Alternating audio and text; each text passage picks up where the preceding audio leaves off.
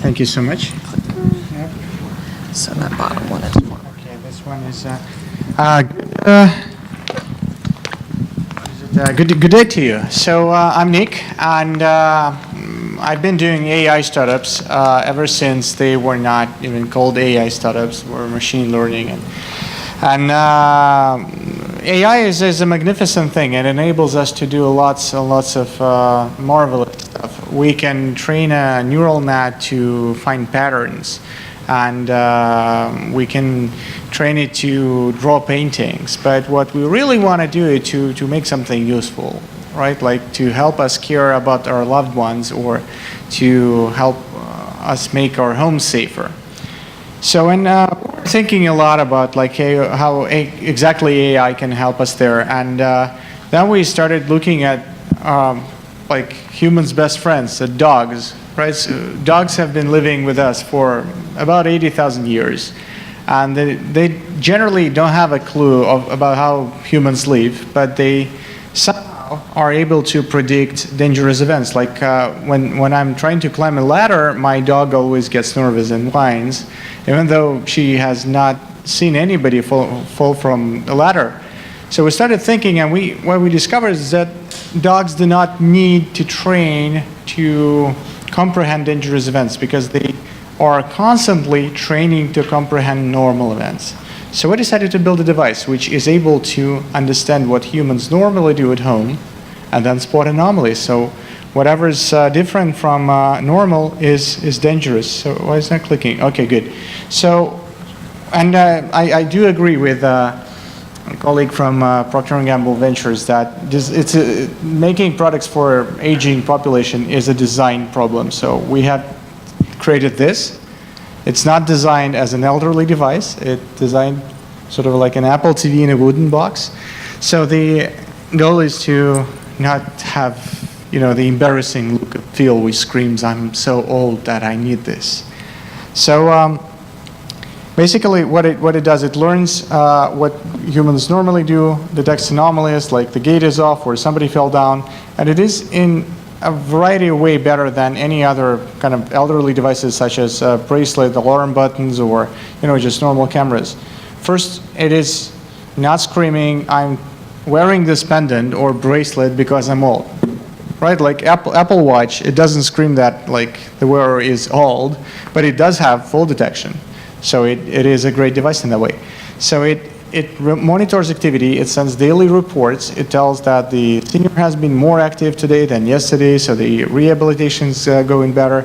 It maintains privacy, which is a huge difference from just standard cameras. So these sensors, they do capture video, but the video does not leave the house. It is kept privately on a storage/processing box, which we sell with the device.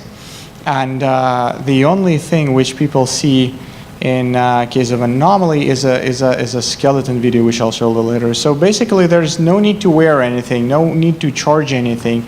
There's very few false positives, and because that's a huge problem when you cannot see anything. And you, like, for example, my mom freaked out when my granny dropped her drop detection pendant on the floor, and she didn't notice it. So my mom drove like 200 miles because my granny didn't take her phone, and that was scary and bothersome. So basically, that's what Cherry produces. It produces notifications to caregivers, either family members caregiving or professional caregivers. Whenever something is wrong, it sends you this little looped video of the screens there. So you can only see a skeleton. You can see the actual room, but you cannot see the person. So that's another way we care about privacy. When I was a little kid, like about 5 years old, I accidentally opened the door in my granny's bedroom, and I saw her have sex with my grandpa.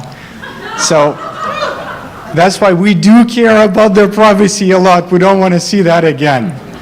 We only see skeletons now, and only when they're anomaly, right? So when one of our pilot clients saw that, and she's like 86, she's like, "Oh, so I can wear my sexy outfit and nobody would notice." Like, yeah, totally do it after we leave the room. So it sends notifications not only about falls, but also about deviations in gait. For example, on the second example there, one of our pilot clients, she stumbled. She didn't really like stumble, she just sneezed real hard and felt dizzy from that, so she had to use her hand for support. It also sends you notifications about people coming and leaving, and it also would notify you whenever the person, her or himself, leaves the house. What's really important, sends notifications about increases or decreases in activity, which is really good for tracking rehab process. And we are working on a feature to tell if they had a meal today, if they had a meal at a correct time, and if they have taken their meds at a correct time, which is super important. So again, keeps data super secure. The video doesn't leave the house, and it's actually a bigger video, so you can see it maintains privacy. You can only see the skeleton, but you can basically understand what's happening there, right? Good. Thank you so much for your attention. Just to, if you're interested, I can tell you a little more in person about our great technologies, but I'm pretty sure that the most important part of it is seeing how cool it is to know what happens to the seniors without having to watch the video or intrude privacy or like spend hours and hours on that. Thank you. Great. Thank you. Time for maybe one quick question, if there is one. Sure. I see one over there. Yeah. Thank you. Oh, the business model. Yeah. So we are a consumer device company, but we also sell through channel, which is, in this case, caregiving companies, caregiving agencies, providers or caregivers. So we sell through them, and we work with them, providing like this 24-hour support. So it's a couple of hours with a caregiver, plus the rest is monitored by Cherry. And the pricing model, we basically just charge for the hardware, which is about $1,600 for a full house setup, plus a small subscription fee for the real-time notifications, which is about like $40, $50 a month per house. Great. Thank you, Nick.